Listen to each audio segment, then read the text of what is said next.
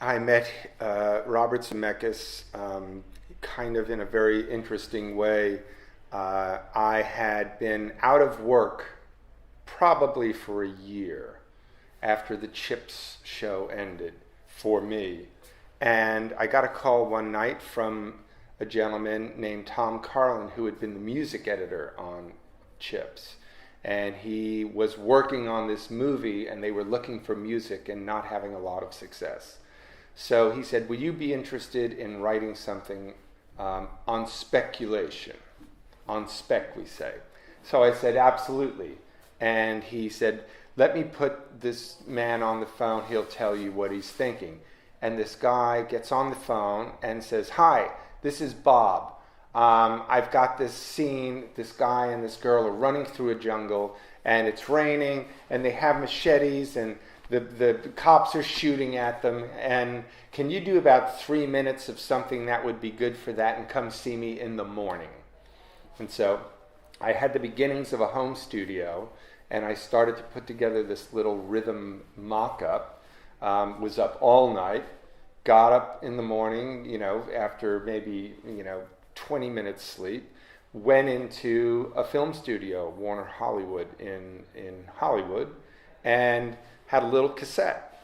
And the music editor brought this man Bob in and played it for him. And he smiled and said, thank you for doing this, and left. And that was that. And then that was probably Saturday morning. Sunday night, the phone rang, and it was Michael Douglas, and he was talking to me about hiring me for Romancing the Stone. So that's how I met Bob. There were no pictures. The original demo was just from a phone call.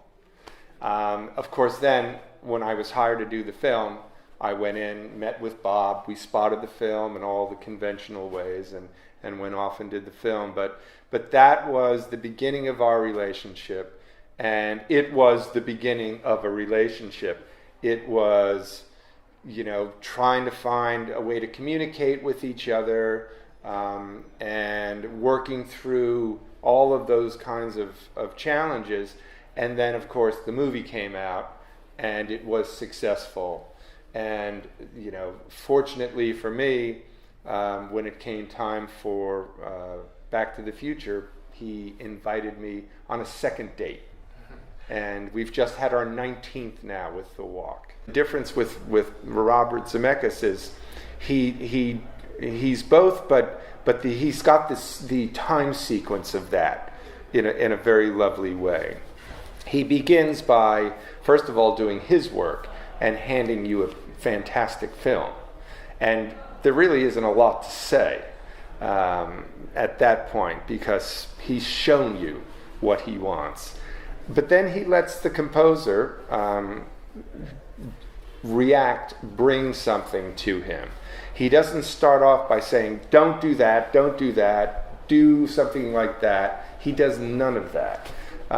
Even when he has temp music in the film, because they have to be showing their film to studios and all that, even that he'll say, we just put some stuff in there because we've got to make the movie play for a screen. He said, don't pay attention, don't just do what you think. Now, if you do what you think and it's not what he wants, he's very clear and decisive about that. He'll just say, I don't think this is where we want to be.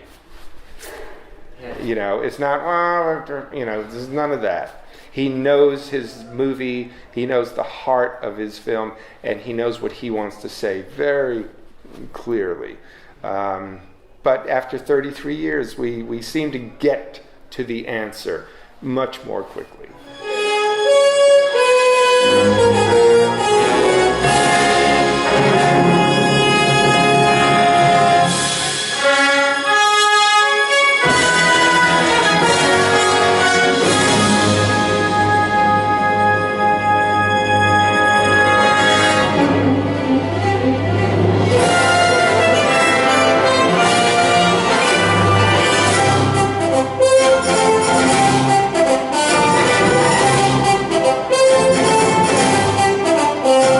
Absolutely right. There has been this movement, it seems, away from theme But, you know, if you look at sound, it comes from a wave that goes up and goes down and comes back, and then it cycles. I have a feeling that we could see this cycle back. I'm already hearing it. I know I've been hired for things within the past 2 years where specifically I'm being asked to give them an identifiable theme. I haven't heard that for 10, 15 years. So maybe it's coming back. The rule of thumb used to be in television, the producer was the source of power. In film, it was always the director. And I think if you're involved in a film where the producer is kind of the big force, I think you have a potential difficulty there, because it's like driving a ship.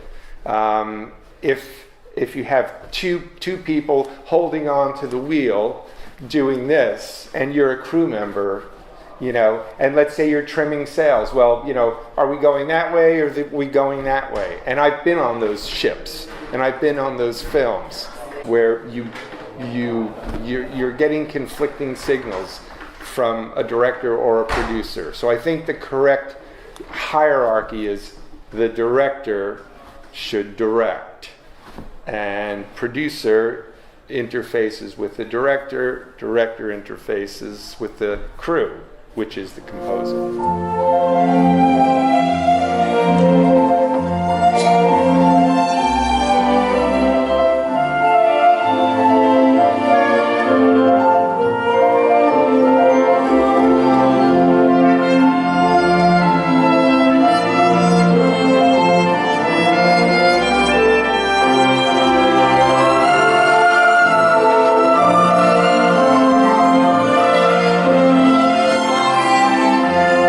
Amazing story about an amazing man who did an amazing thing. Very complicated story, and a tremendous range of emotions.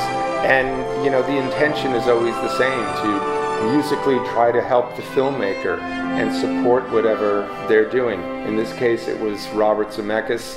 And always, if I just follow what he's done, I won't make too many mistakes. A tremendous mix. But Philippe Petit has a tremendous mix all inside the one guy.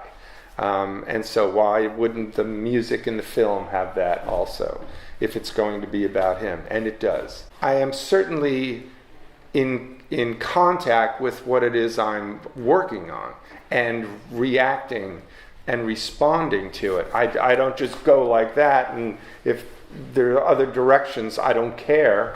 I'm supposed to be in communication with the film, and you could call it being a chameleon, but I prefer to just say that I'm in collaboration with the film. I'm moving with it, and it's leading, and it should lead.